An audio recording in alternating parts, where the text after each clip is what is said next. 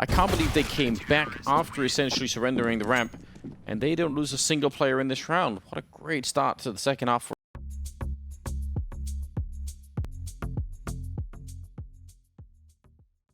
It's the legend stage. That's pretty sexual to me because we are back in a major. Counter-Strike is back in so many ways, and we're getting really close to being in an arena with a bunch of amazing people. Hope you're going to be there. I thought they were going to go with OnlyFans. That's actually what I use.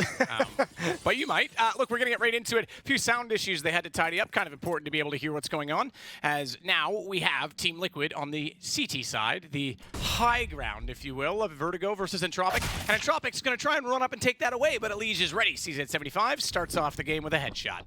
Ooh, that was a quick headshot as well. No one even there to go for a trade. Grim looking towards that B bomb site, and he's going to be forced back. So, retake scenario for Team Liquid. They're going to be comfortable with this smoke and flashbang on Fallen, likely to set that up in CT spawn to toss it over to begin things. Elige, he's just spot on at the moment. Came to play in this pistol round. Stewie as well. Headshot onto Krad and let the retake begin. Let it end. It's over with the quickness as Elian can do absolutely nothing for Entropic as they talk things over, probably trying to decide what, if anything, they can try and pull off with this kind of a kit. Mac 10, smoke Molotov, AWP on Elian. Okay, so they are going to drop some weapons and buy up around it. That's what the conversation is. 2 more Galils added to the table. Because I was going to say, it'd be interesting if they went into this with just a Mac 10 and an AWP. It almost felt like it would have been a great chance for Liquid to just get a free op. Now at least they have some things to fight with, so they can put the op into play. Alien looking for that same angle he found Fallen from, but actually more comfortable of going around the corner and investigating along yellow, along scaffolding, and that's where Stewie fires through. Interestingly enough, yes, he is firing in that position. And he has the A1S, but because the bullets went through the wall, there was some bit of residual tracer to it. That time's going to work out for Elige, but a 1-for-1. Lackey's there as well. Nickelback got taken down just barely. These guys have eyes of a hawk. It makes me feel old because I could barely see them behind those sandbag position, but no mistake for them. So Fallen plays out the double, has to support Stewie in this position. Smokes go off, they can't see front side of ramp, and he has to hold the lane, has to be aware of it. Lackey goes for the bomb plant, Krad's already through, jumping around, and Fallen couldn't see it. He was flashed off, and he's on 4 HP, and down he goes.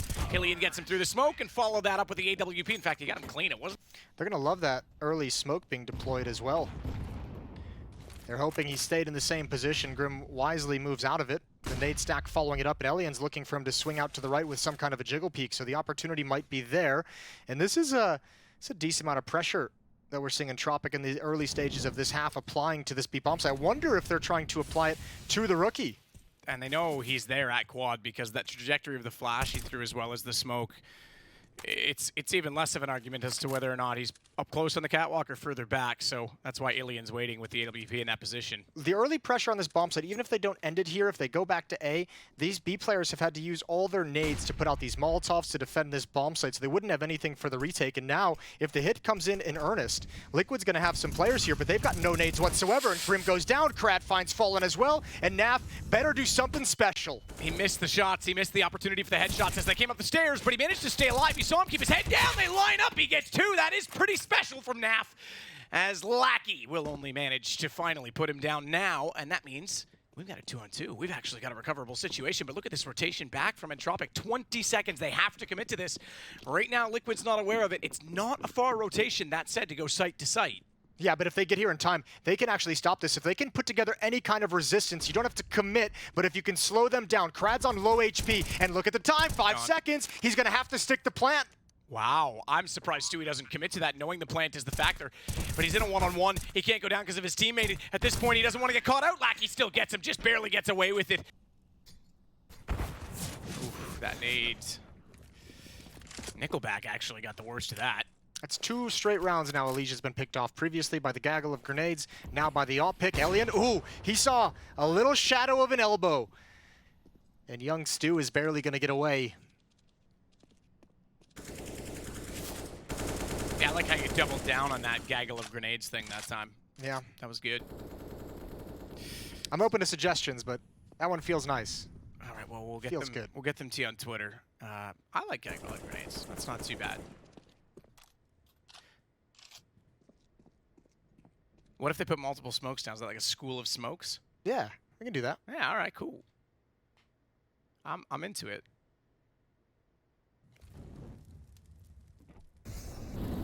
Molotov, backside corner lane, default covered off. Fallen can't stay there with the AWP. Flashes back in to try and delay them and wants to peek.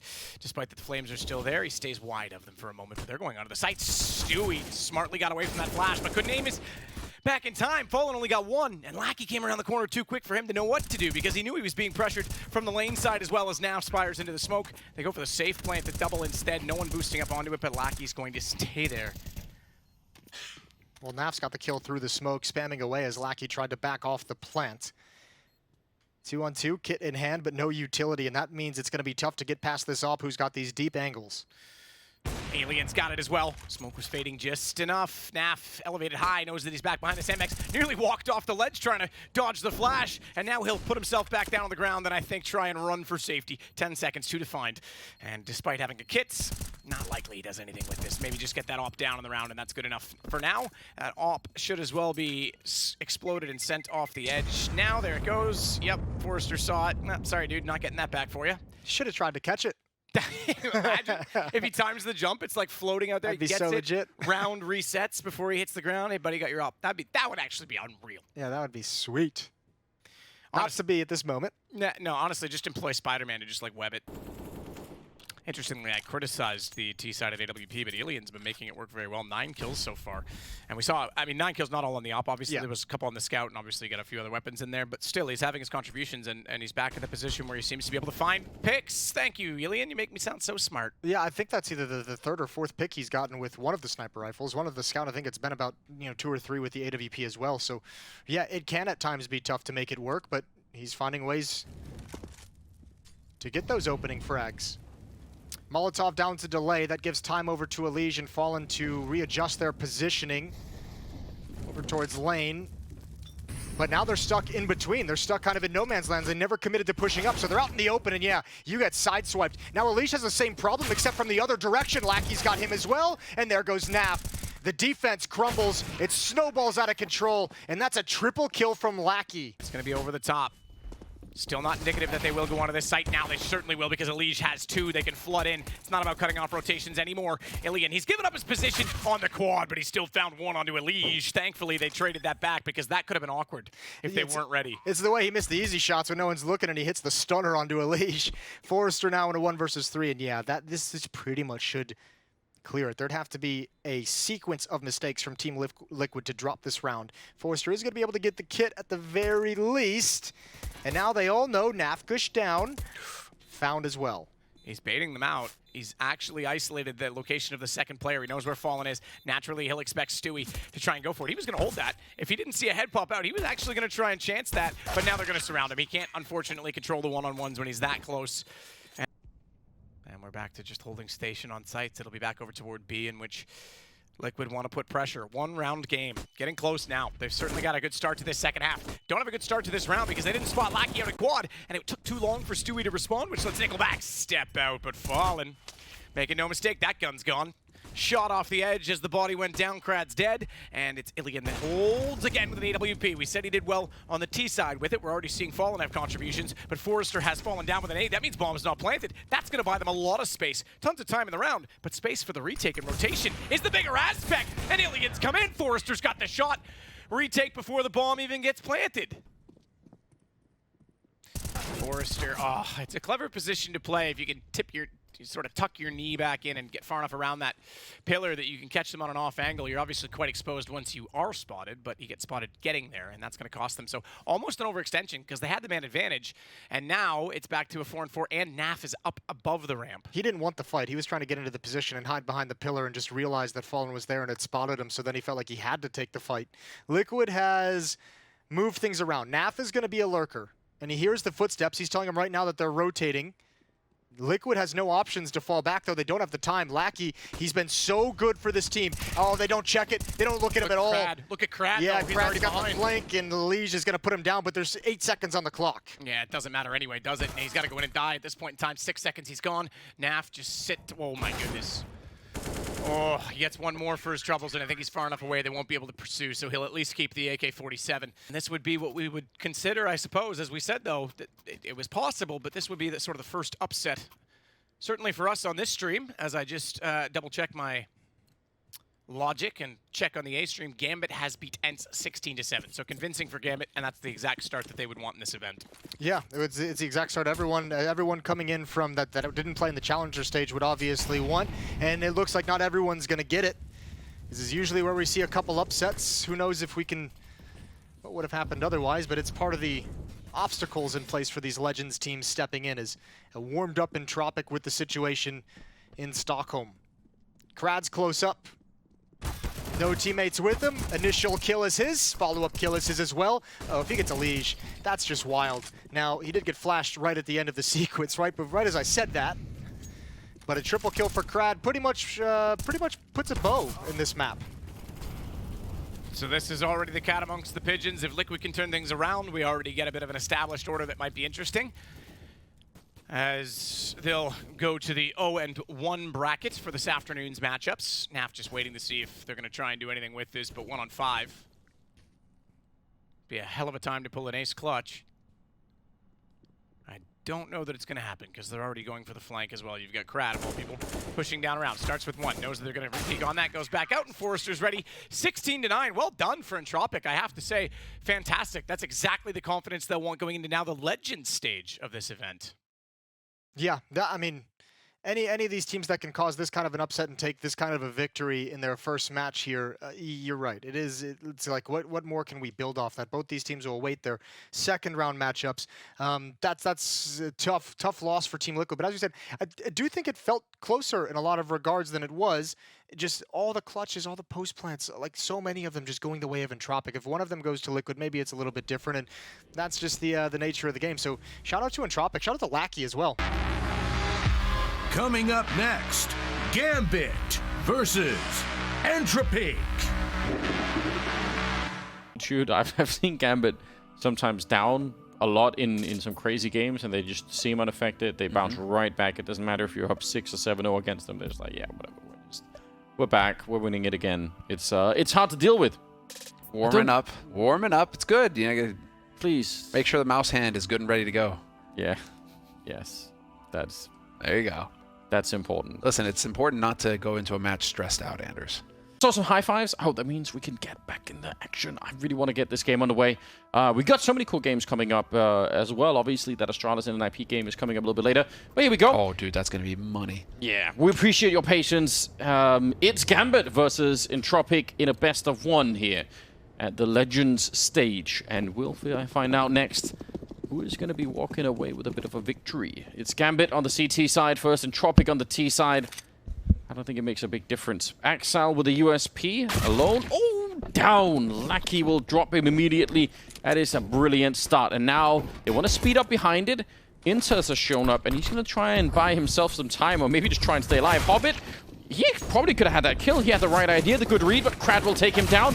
This is looking brilliant right now for Entropiq. Powerful start, and now they're hunting for the remaining Gambit members.